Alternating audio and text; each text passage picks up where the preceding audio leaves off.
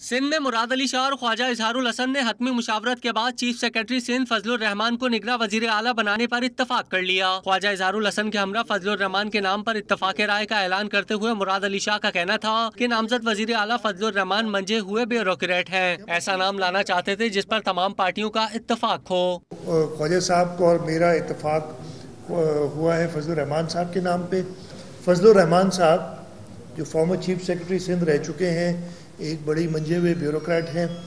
उन्होंने 3 साल, मेरे ख्याल 3 साल उससे कुछ ज़्यादा अरसा चीफ सेक्रेटरी सिंध रहे, सेक्रेटरी फाइनेंस रहे हैं, कई आला ओहदों पे फाइज रहे हैं। ख्वाजा इजहारुल हसन ने कहा कि आइंदा इंतखाबात के लिए बेहतरीन निगरां वजीर आला चुना है। फजलुर रहमान हुकूमती उमूर बेहतर चलाएंगे।